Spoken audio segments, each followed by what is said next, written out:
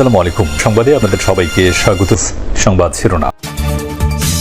মহান বিজয় দিবসে জাতীয় স্মৃতিসৌধে রাষ্ট্রপতি ও প্রধান উপদেষ্টা শ্রদ্ধা, ৭১-এর বীর শহীদদের স্মরণে সর্বস্তরের মানুষের ঢল। যোদ্ধা যারা আছেন, আহত মুক্তিযোদ্ধা যারা আছেন, যারা আপনার ওই সময় নানান আত্মত্যাগের মাধ্যমে বাংলাদেশকে স্বাধীন করেছেন, তাদের প্রতি কৃতজ্ঞতা, শ্রদ্ধা। নিরাপত্তার অজুহাতে মুক্তিবাহিনীর কাছে অস্ত্র জমা দিতে রাজি হয়নি হানাদার বাহিনী। আনুষ্ঠানিক দলিলে আত্মসমর্পণ শব্দটি এড়াতে মরিয়া ছিল পাকিস্তান। এইতে তারা মানতে চায় না দুই কারণে। একটা কারণ হচ্ছে তাদের ভয় ছিল যে সেটা হলে তাদের মানুষ চতুর্দিক থেকে তাদের ঘেরাও করবে এবং তারা ফেরত যেতে পারবে না। দ্বিতীয়, তাদের মান সম্মানের ব্যাপার ছিল।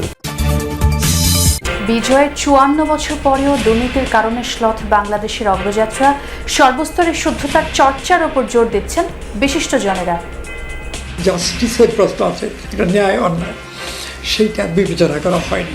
তার ফলে যাদেরকে বলা হয় ভেস্টেড ইন্টারেস্ট, অর্থাৎ কায়েমি স্বার্থবাদী, তাদের কর্তৃত্ব এবং নেতৃত্বে আমরা চলছি। মহান বিজয় দিবসে মুক্তিযুদ্ধে বীর শহীদদের গভীর শ্রদ্ধা ভরে স্মরণ করছে জাতি। সূর্যোদয়ের সাথে সাথে সাভারে জাতীয় স্মৃতিসৌধে জাতির শ্রেষ্ঠ সন্তানদের প্রতি শ্রদ্ধা জানান রাষ্ট্রপতি মোহাম্মদ শাহাবুদ্দিন। পরে জাতীয় স্মৃতিসৌধে পুষ্পস্তবক অর্পণ করে বীর শহীদদের প্রতি শ্রদ্ধা জানান প্রধান উপদেষ্টা ডক্টর মোহাম্মদ ইউনূস। এরপর সেখানে উপস্থিত থাকা মুক্তিযোদ্ধা পরিবারের সদস্যদের সাথে কুশল বিনিময় করেন প্রধান উপদেষ্টা। পাশাপাশি বিভিন্ন কূটনৈতিক সদস্য, উপদেষ্টা পরিষদের সদস্য, সরকারি কর্মকর্তা এবং সামরিক বাহিনীর কর্মকর্তাদের সাথে শুভেচ্ছা বিনিময় করেন তিনি। পরে উপদেষ্টা রিজওয়ানা হাসান বলেন, নির্বাচন প্রতিহত করতে চেষ্টা করছে একটি পক্ষ, সে কারণে জনমনে ভীতি সৃষ্টির অপচেষ্টা চলছে।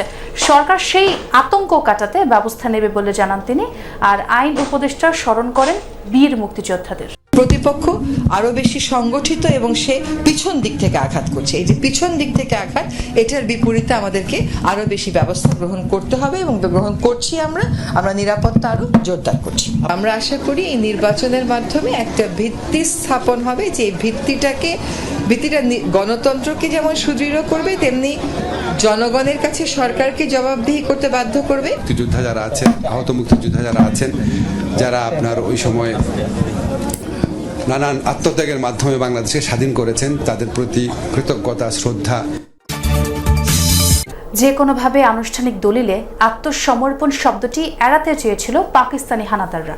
শেষ পর্যন্ত ১৬ ডিসেম্বর সকালের বৈঠকে রাজি হয় তারা। তবে নিরাপত্তা শঙ্কায় শুধু মুক্তিবাহিনীর কাছে আত্মসমর্পণে রাজি হয়নি পাকিস্তান।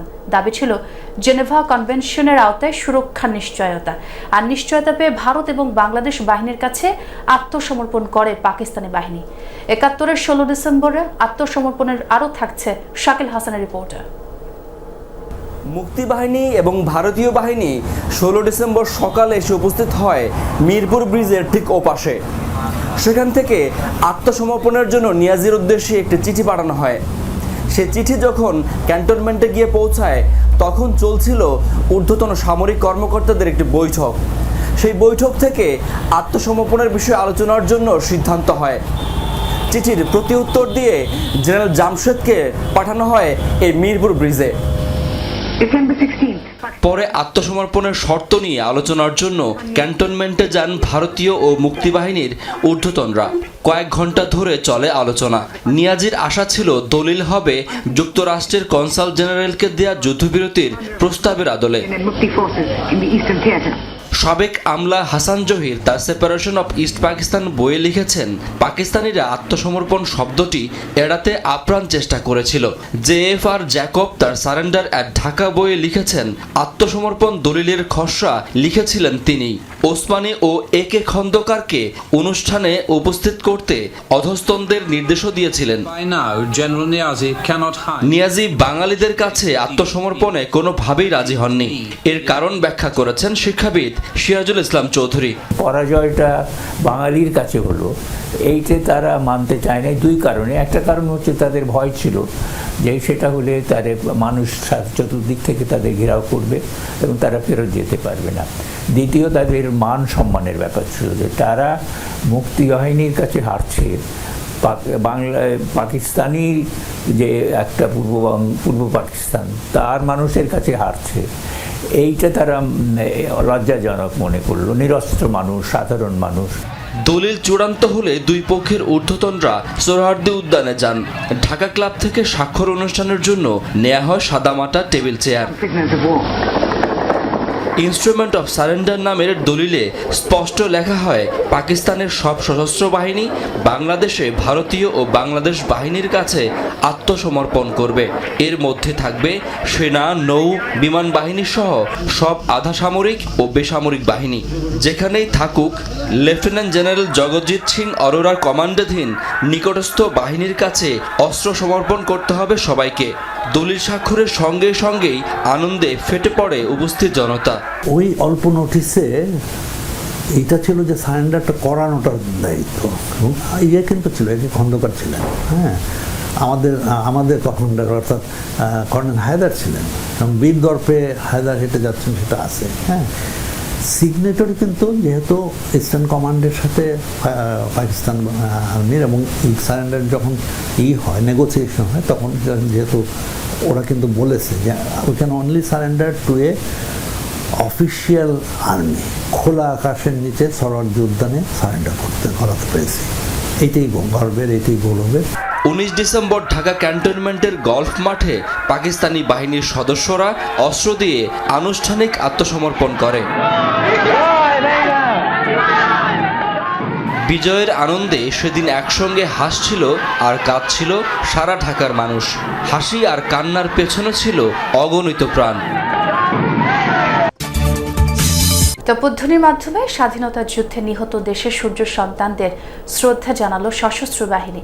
সূর্যোদয়ের সাথে সাথে 31 বার তপধ্বনির মাধ্যমে শুরু হয় মহান বিজয় দিবসের আনুষ্ঠানিকতা। মঙ্গলবার ভোরে জাতীয় প্যারেড স্কোয়ারে বাংলাদেশ সেনাবাহিনীর একটি আর্টিলারি রেজিমেন্টের 6টি গান দ্বারা 31 বার তপধ্বনির মাধ্যমে মহান স্বাধীনতা যুদ্ধে আত্মোৎসর্গকারী বীর শহীদদের প্রতি গান স্যালুট প্রদর্শন করা হয়। প্রতি বছরের মতো এবারও যথাযোগ্য মর্যাদা এবং উৎসাহ উদ্দীপনার সাথে উদযাপন করা হচ্ছে মহান বিজয় দিবস।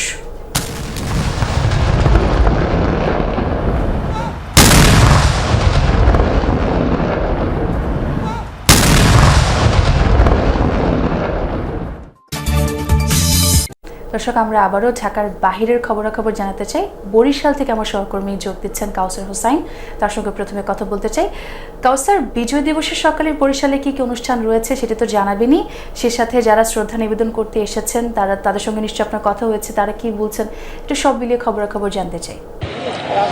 সোহা, যত সময় গড়াচ্ছে মুক্তিযোদ্ধার স্মৃতি ফলকে সাধারণ মানুষের ভিড় বাড়ছে, এবং সূর্যোদয়ের পরপরই কিন্তু 31 বার তপধ্বনির মধ্য দিয়ে বরিশালে মহান বিজয় দিবসের আনুষ্ঠানিকতা শুরু হয়।